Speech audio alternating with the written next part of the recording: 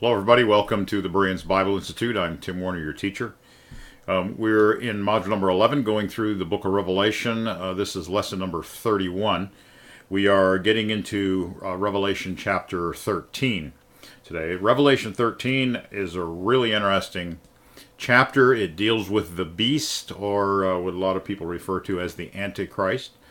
You may remember prior to getting into chapter 12, I mentioned the fact that Revelation chapter 12, 13, and 14 are sort of parenthetical in describing the sequence of end time events. And we saw that chapter 12 really dealt with the entire 7-year period of tribulation. It mentioned the two prophets, the two witnesses, who will prophesy for 1260 days. And I told you in I think it was last week's lesson that whenever you see the 1260 days mentioned in Revelation, it's always in reference to the first half of the 70th week of that 7-year period. And then whenever you see the term 42 months or the term a time, times, and half a time, that those designations always refer to the second half of that time of tribulation, right? So those are important clues as far as how to figure out the sequence of the book of Revelation. Now, also I mentioned that John's purpose in writing his books, all of his books really, was to reinforce the teachings of Paul. And the teaching of Paul with regard to the subject of the Antichrist centers primarily in the book of 2 Thessalonians, principally in chapter 2, where he talks about the man of sin who will enter into the temple of God and proclaim that he is God, that is, he is the universal ruler over all the earth, and so forth. And so beginning here in chapter 13, John begins to address the Antichrist and his kingdom specifically. Now, as the part of the backdrop of this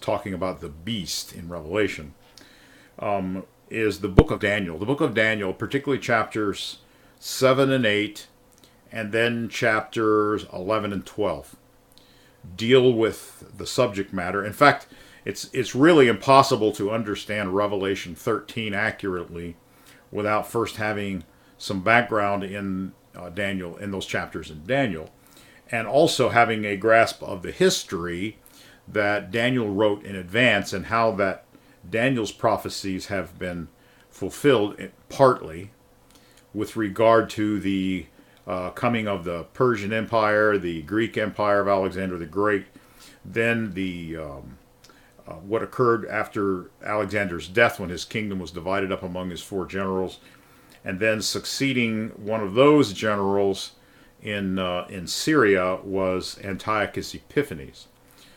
And you also need to know the history of Antiochus Epiphanes and his what he did to the nation of Israel and how he committed what Daniel calls the abomination of desolation, where he defiled the temple. He placed an image of Zeus in the temple. They sacrificed a pig on the altar. And then the period of the Maccabees, which they struggled. Antiochus decreed that the Jews could no longer keep the law of Moses. They had to worship the Greek gods, and he defiled that. And that went on for exactly 3 years to the day that Antiochus defiled the temple or committed the abomination of desolation. And then Judah Maccabee cleansed the temple and rededicated the temple, which is why we celebrate Hanukkah. Hanukkah is the celebration of that historical event. Now, if you've been around this ministry for very long, you understand those things, you know the story, and so forth. So, also, if you have not been around long and you have not gone back and watched the video series on the book of Daniel that we have on the Four Winds Fellowship's website, it probably would be a good idea for you to pause Revelation 13 and go back and look at that series on Daniel, because it goes in great depth into the things that are really the background material for this this lesson here, these next few lessons on the beast in Daniel chapter 13. All right, so I'm going to cover some of those things very briefly, but if you want details, you need to go back and do that series on the book of Daniel. All right, well, let's look at Revelation chapter 13, and let's begin reading in verse 1 using the Last Generation version. And I stood on the sand of the sea, and I observed a beast rising out of the sea, having 7 heads and 10 horns, and on his horns 10 crowns, and on its heads blasphemous names. And the beast I observed was like a leopard, its feet were like the feet of a bear, and its mouth like the mouth of a lion, and the dragon gave his power to it, his throne, and his great authority. And one of its heads appeared as having been wounded unto death, and its blow of death was healed. And the whole land marveled after the beast, and they worshipped the dragon that gave authority to the beast, and they worshipped the beast, saying, Who is like the beast, who is able to do battle with it? And a mouth was given to it, speaking great things and blasphemies, and it was given authority to act for 42 months. And it opened its mouth with blasphemy against God, to blaspheme his name and his tent and those who dwell in the sky. And it was granted to battle with the saints and to overcome them. And authority was granted to it over every tribe, people, language, and nation. And all those dwelling on the land shall worship him, whose name is not written in the book of life of the Lamb, the one having been slain because of the casting down of the world. Now, we're going to stop there. That's as far as our lesson is going to go today. We'll pick up verse 9 next time. All right, now let's look at some of these things that are said about this beast. First of all, in verse 1 it says, I stood on the sand of the sea. Now, you might imagine that this was part of John's vision, that in his vision he was standing on the sand of the sea, but there's another way to interpret it, which I think is probably accurate, and that is that John was actually standing on the shoreline when he saw this vision. You may remember that John had been exiled to the island of Patmos, and Patmos was an island just off the coast of what we would call today Western Turkey. But it's an island in the Mediterranean Sea. And so what John saw was in a vision. He's standing on the shore of the Mediterranean Sea, and he sees in his vision, it says, I observed a beast rising out of the sea, having 7 heads and 10 horns, and on its horns 10 crowns, and on its heads blasphemous names. Now, where have we seen this beast before? Well, you may remember back in chapter 12 of Revelation. Let's go back there for just a moment. We saw that there was the vision of the woman clothed with the sun. Remember that? Go back to chapter 12, verse... she was laboring, about to give birth. Verse 3, it says, And another sign appeared in the sky, and look, a great red dragon. Now notice this, having 7 heads and 10 horns, and on his head 7 crowns. Now that's the same description that we have here. All right, except now it says he had 7 heads and 10 horns, and on its horns 10 crowns. Now, there's no question that the beast, this creature with 7 heads, is the same creature that is represented back in chapter 12, having 7 heads and 10 horns, right? But in chapter 12, when he is about to, or attempting to kill the child that as soon as it's born, that is attempting to kill Christ, in that scenario, it says he has 7, where was it? Verse 3, 7 heads and 10 horns, and on his heads, not on the horns, but on the heads were 7 crowns. Now, what do crowns represent? They represent dominion. Okay? Now, when he's talking about 7 heads, he's talking about 7 dominions, 7 kingdoms. Now, later in the chapter, it's this dragon with 7 heads is identified for us without any question. It says, if you go down to verse Verse 7, it says, "There was war in the sky. Michael and his messengers fought the dragon, and the dragon fought with his messengers, and they did not prevail, nor was there any more room found for them in the sky. And the great dragon was thrown down." Now notice this, the original snake, called the devil and Satan, the one deceiving the whole world. He was cast down to the ground, and his messengers were cast down with him. So it's very clear that the beast that has 7 heads is a allegorical representation of Satan and his dominion. And the reason why does he have 7 heads? Back there, those 7 heads each had a crown. Because Satan, since the very beginning, the original snake, when he first deceived Eve, then he seized the dominion of the earth away from Adam. Satan had a dominion over the earth for a time. But God overthrew that dominion with the flood, didn't he? And he raised up another righteous seed. Well, Satan has had 7 dominions. And those 7 dominions, he has used his pawns or his puppet kings through whom that he exercises his authority over those particular dominions. Now, I'm not going to go through and identify what all those dominions were down through history. We're going to get to that when we get into chapter 17, because in chapter 17 it picks up this theme again, and it tells us specifically that these heads are 7 kingdoms or 7 dominions that have existed, and it says 5 are fallen, 1 is, and the other is not yet come, and then it talks about an 8th, which is one of the 7 that is reborn. All right, so those 7 heads represent all 7 of those dominions, and the end time kingdom of the Antichrist is going to be one of the 7 dominions that comes back again on the scene. And as we'll see, that's what the deadly wound that's healed represents. Okay. However, I want you to notice that in chapter 12, when Satan is depicted as trying to kill the man-child, that these crowns are on the 7 heads, that is, representing the authority of those 7 dominions. However, when this beast shows up in the end times, when John sees him rising up out of the sea, now it says he has 7 heads and 10 horns, and there are 10 crowns, the 10 instead of 7 crowns, and the 10 crowns are all on the horns, not on the 7 heads. And that's because the dominion has been shifted now to 10 kings that will exist all together simultaneously in the end times, along with the Antichrist. And we learn about this stuff from Daniel, which we'll be getting to shortly. All right.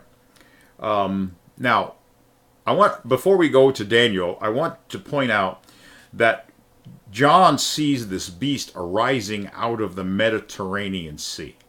The Mediterranean Sea and these kingdoms, these satanic kingdoms arising from the Mediterranean Sea. The location of the Mediterranean makes it clear that these are all Gentile powers. You know, there's a theory that the Antichrist and his kingdom is going to be Jewish. And that's absolutely false. It's not going to be Jewish. It's rising from the Mediterranean Sea. Now let's go to Daniel, and I'll show you that this language about the beast coming up out of the sea is derived directly out of Daniel, and it's clearly talking about the Gentile nations arising out of the sea. All right, so let's go to Daniel chapter 7.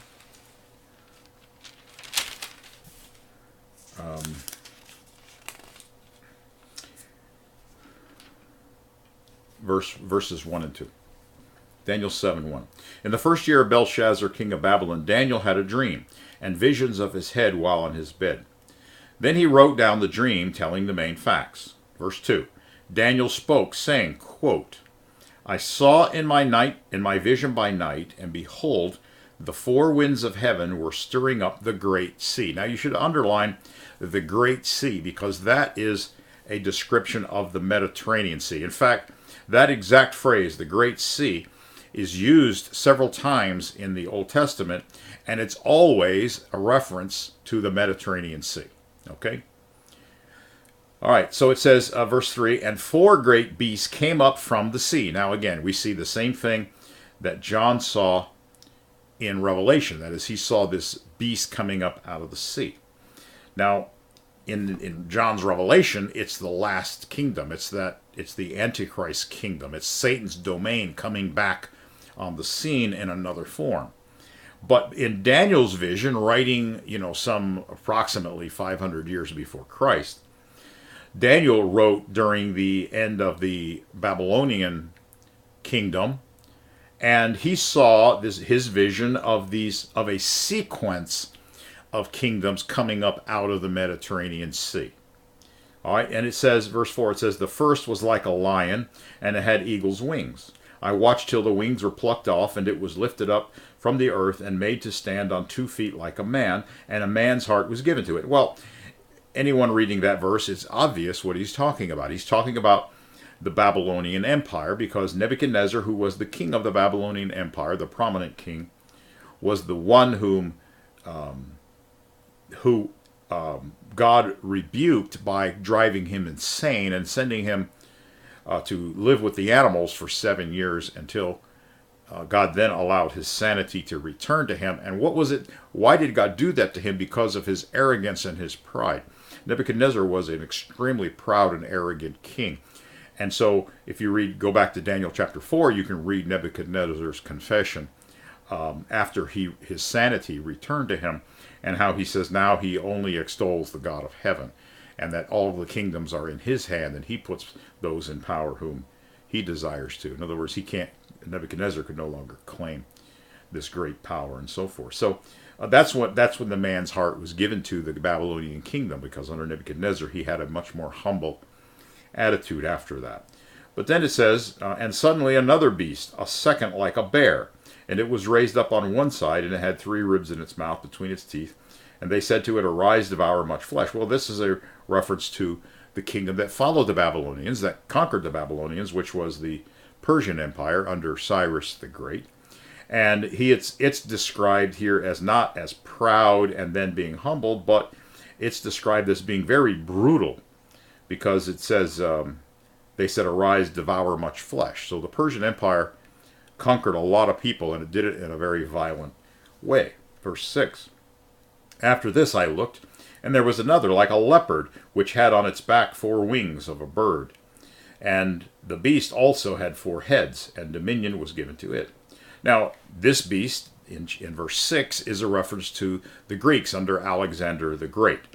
Now, the reason it has, well, first of all, it's portrayed as a leopard, because a leopard is extremely fast on its feet.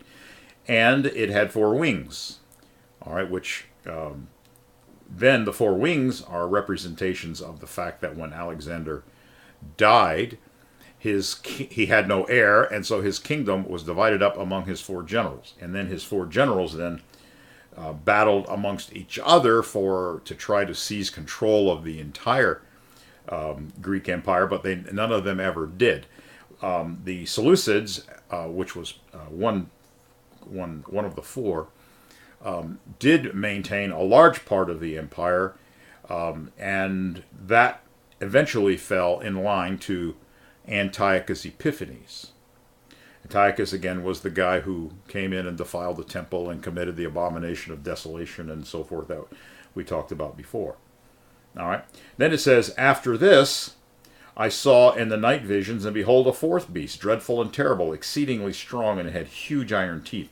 It was devouring, breaking in pieces, and trampling the residue, that is the rest, with its feet. And it was different from all the beasts that were before it, and had 10 horns. Now here we have the 10 horns. Now the 10 horns are on the Roman Empire. Okay, the 4th beast is the Roman Empire. There's no question about that as we follow the history of how these things were fulfilled.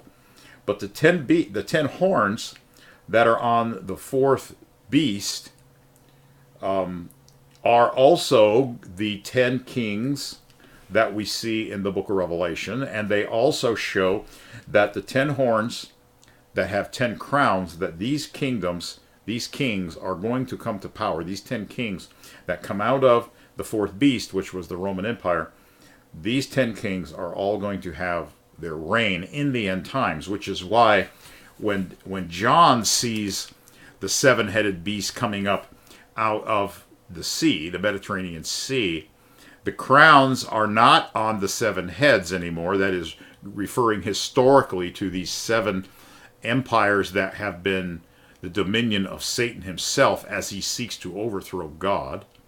But now these crowns are all on the 10 horns, which arise out of the fourth beast, which was the Roman Empire. We get to chapter 17, we'll see that it says very clearly that these 10 are 10 kings that have dominion alongside of the Antichrist in the end times. All right? Now, Daniel also talks about these in chapter 2, in the vision that Nebuchadnezzar had of the sequence of world kingdoms. And it talks about the last kingdom. It talks about, first of all, the head of gold. Now, this, of course, is from the head meaning from Daniel's day, okay, which was then Babylon. There were kingdoms prior to Daniel, which are part of the seven that are mentioned here, but the vision that Nebuchadnezzar had starts with him. All right, so he was the head of gold. That was the Babylonian kingdom. Then there was in this image, his dream of the image, and then there was the chest of silver, which was the Persians, and then the belly of bronze, which was the Greek Empire, Alexander the Great, and then the 2 legs of iron, which corresponds to the fourth beast here in Daniel chapter 7, which was the Roman Empire, and it was it was really split in two, the 2 legs, the Eastern and the Western Roman Empire. And then we have the feet of the image that Nebuchadnezzar saw in Daniel chapter 2, and it talks about the 10 toes as being 10 kings. And it says, in the days of these kings, that is the 10 toes, the God of heaven will set up a kingdom which shall never be destroyed. All right, so we see that the 10 kings, the 10 toes, are reigning simultaneously alongside of the Antichrist, and that's consistent in both Daniel and in the book of Revelation. All right.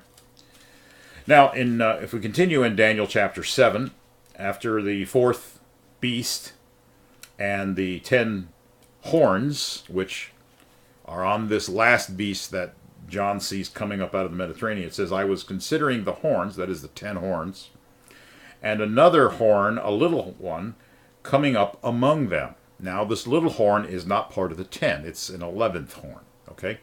And notice that the 10 horns are coming out of the fourth beast. But the little one is not part of the fourth beast. That is, he is distinguished from the fourth beast. That is, he's distinguished from the Roman Empire. It says, verse 8 again, I was considering the horns, and there another little horn, a little one, coming up among them, before whom 3 of the first horns were plucked up by the roots. And there, in this horn, were eyes like the eyes of a man. Now, this is the Antichrist. And a mouth speaking pompous words. Now, it's important that he was speaking pompous words, because you'll see that the passage we're reading in Revelation talks about his pompous words. I watched till the thrones were put in place. The Ancient of Days was seated. His garment was white as snow. Now, again, we talked about how that the passage, Revelation chapters 4 and 5, which describe the scene in heaven and the scrolls being opened and all that, that this is what this is what Daniel saw when he saw the Ancient of Days and the books being opened and the thrones. That was the thrones of the 24 elders and all that. We saw that already. So we've been over all that. And then verse 11, it says, I watched then, and that now while Daniel was seeing the vision of the Ancient of Days seated in the sky and the court seated, the beast, or the Antichrist, this little horn was continuing his activities on earth. See?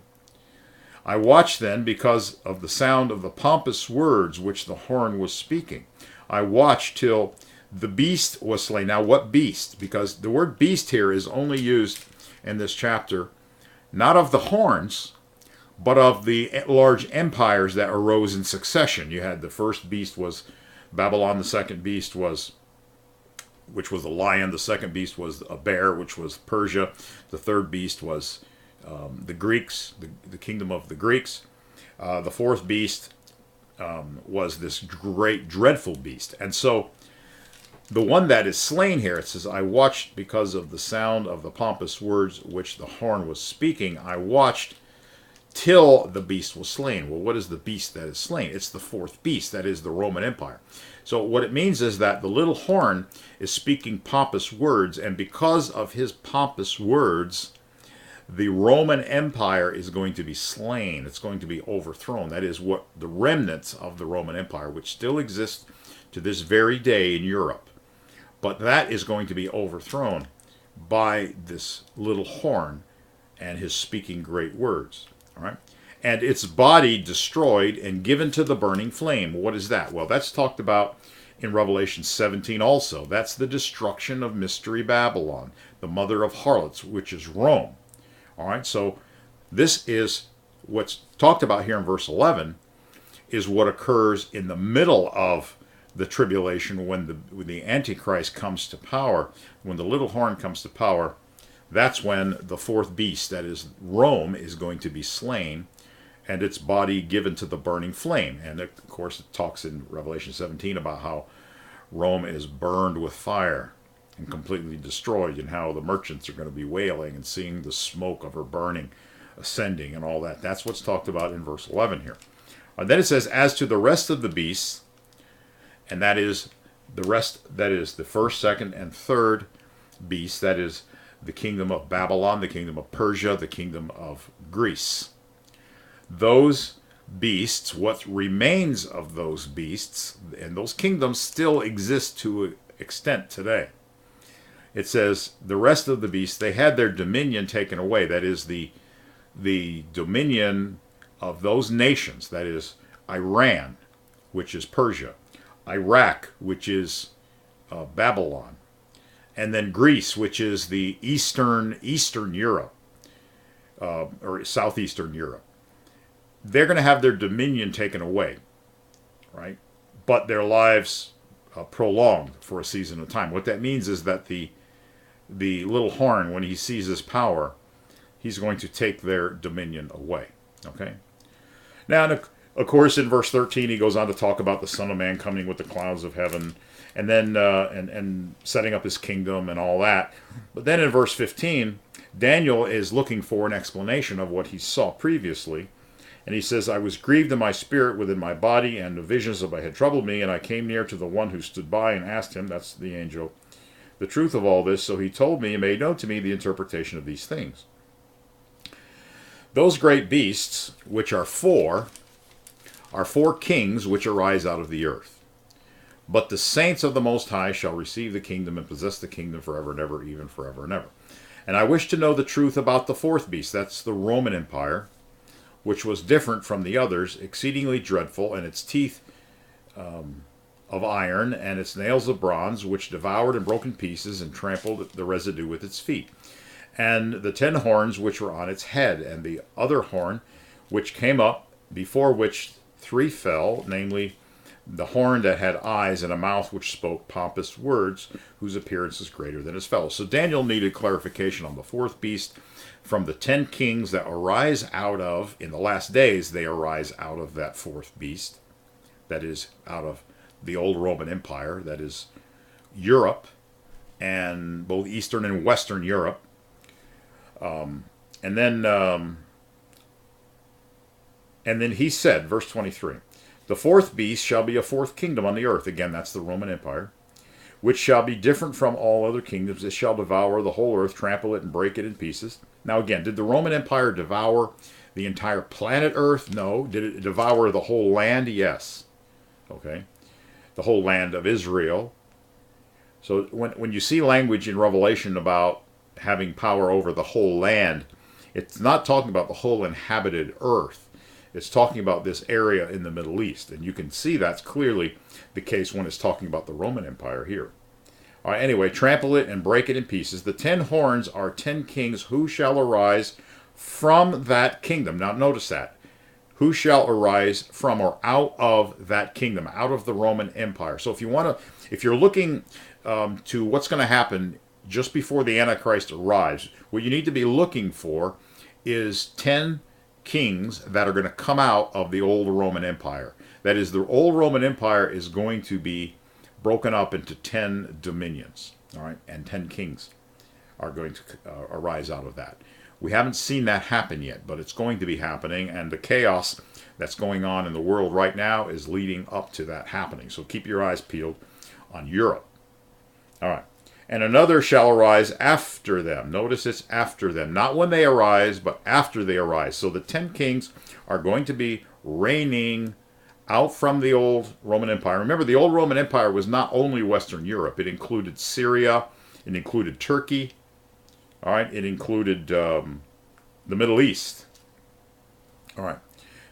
He shall be different from the first ones and shall subdue 3 kings. That is, when he comes to power, he's going to put down 3, or at least subdue them. And he shall speak pompous words against the Most High. There's his language again. He shall persecute the saints of the Most High. That's important because we'll see that that's mentioned again in Revelation 13. He shall intend to change times and laws. Then the saints shall be given into his hand. Now, that means he's going to have power, exercise power to persecute believers. All right, that's also mentioned in Revelation 13. We'll get to that in a minute. But how long? Notice how long. For a time and times and half a time. Where have we seen that before? Time, times, and half a time. We saw it back in Revelation chapter 12. All right, go back to Revelation 12 again. In verse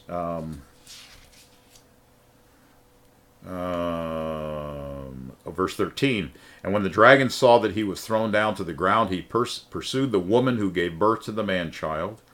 And 2 wings of a great eagle were given to the woman, that she might fly into the wilderness to her place where she is nourished.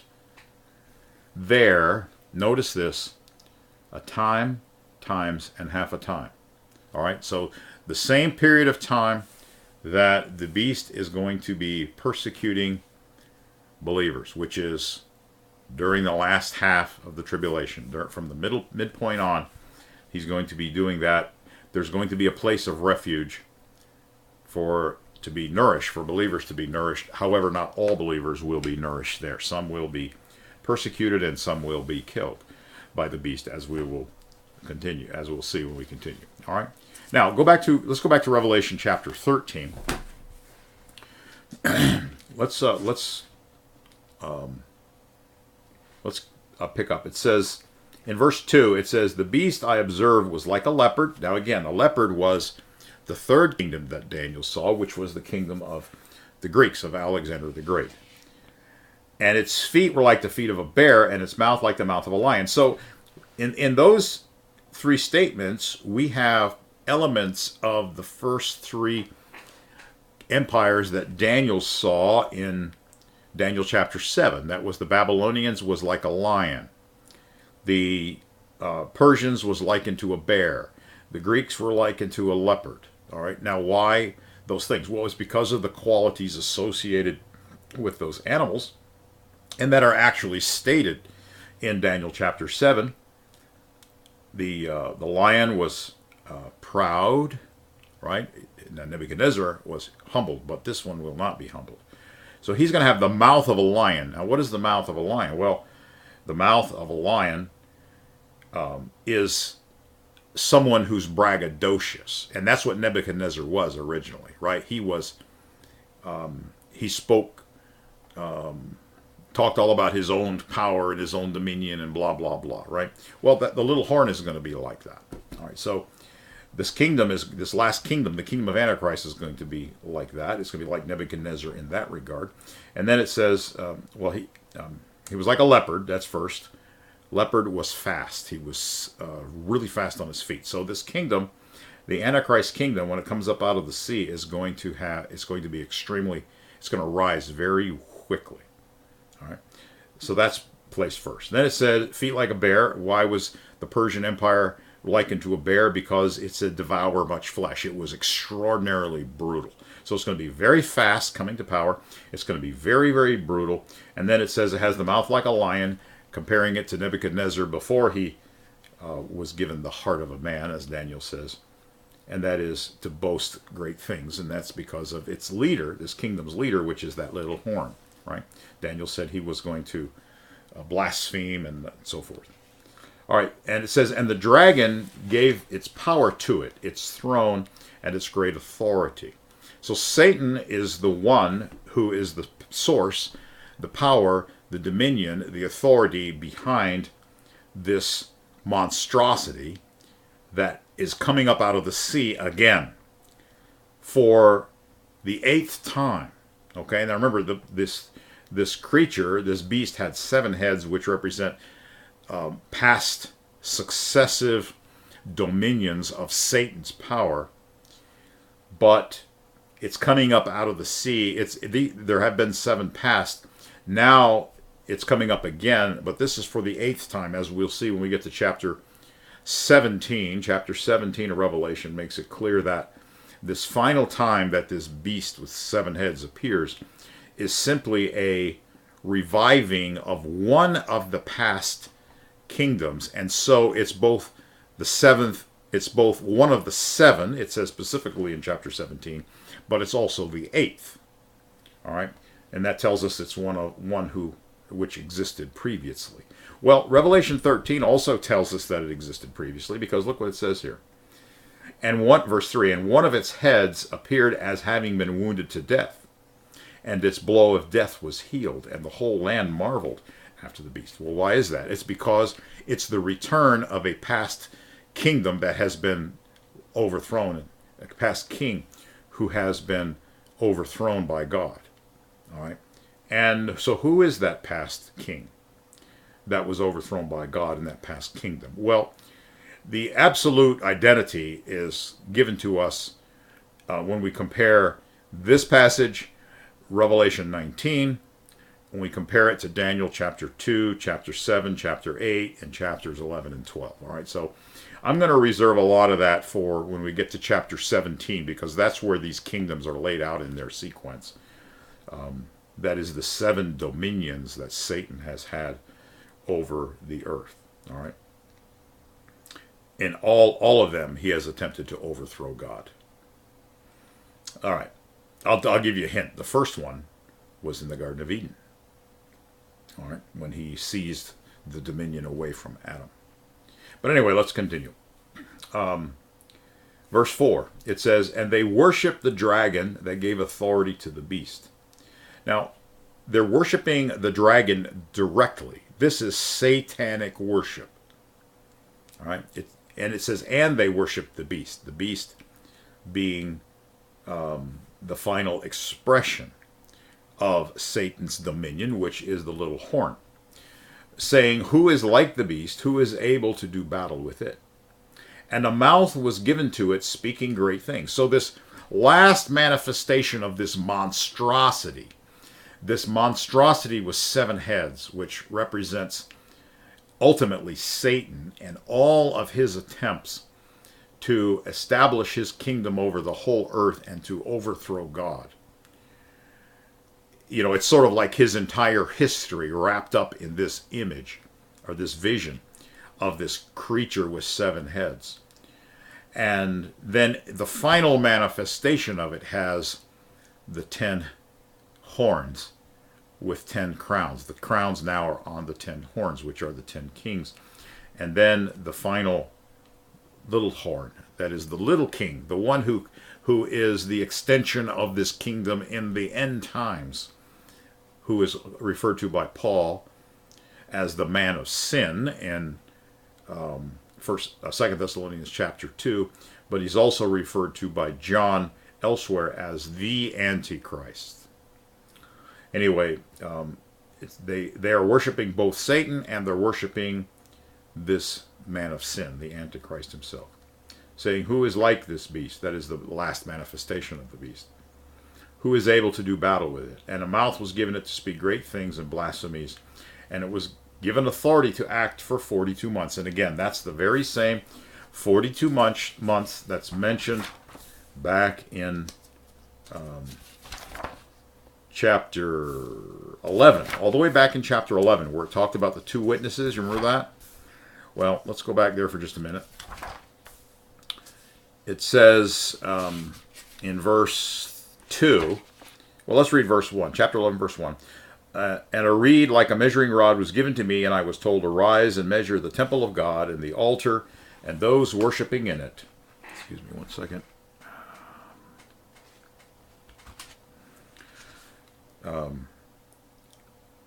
And exclude the court outside the temple. You should not measure it, because it was given to the Gentiles.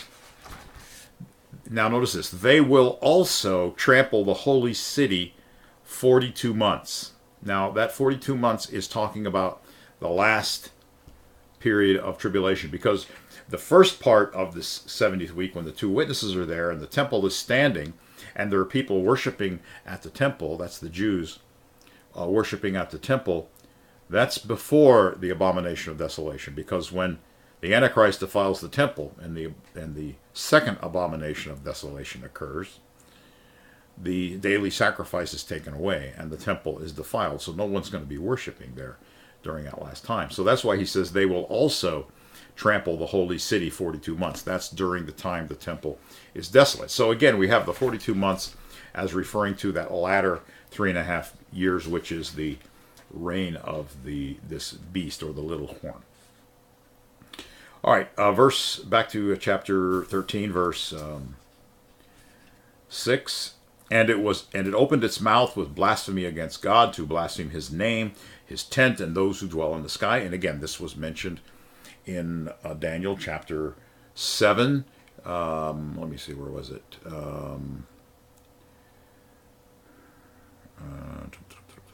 Okay, Daniel 7, verses 20 and 25. Also in Daniel 8:25, it talks about his blasphemies. And then it says, it was granted to do battle with the saints and to conquer them. Well, we see that mentioned in Revelation in chapter 12, verses 13 through 17, when it says that this seven-headed monster, the dragon, went to persecute the woman who gave birth to the man-child. But then also in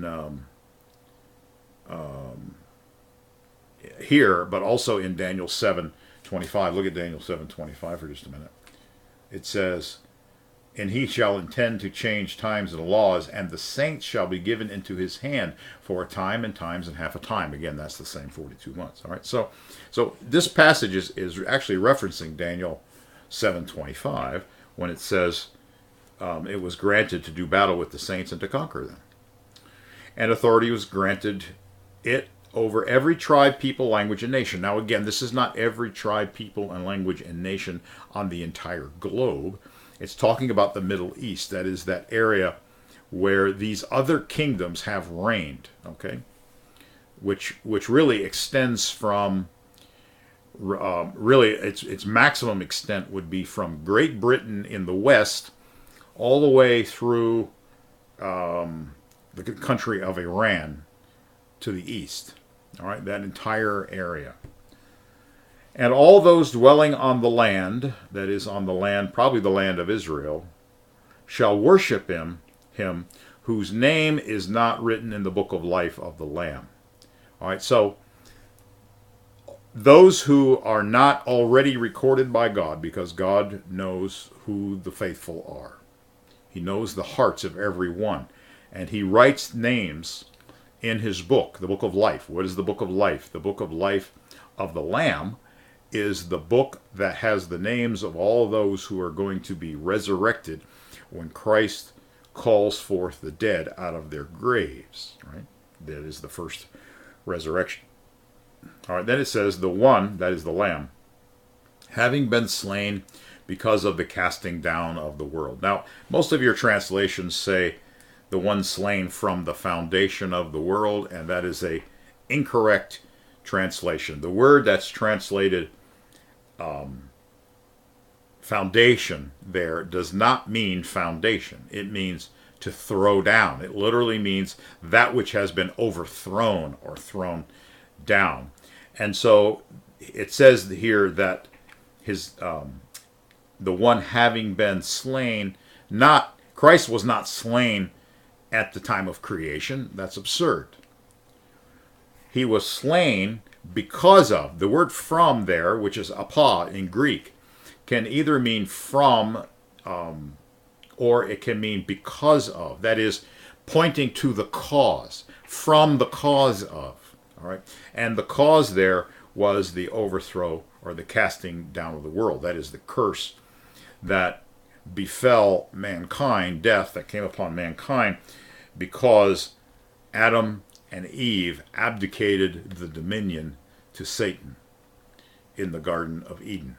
And it was because of that, because Satan was able to take the dominion of the world away from mankind, that Christ had to be slain. And so this passage does not say that Jesus was killed before the world or from the time that the world was created, which makes no sense at all.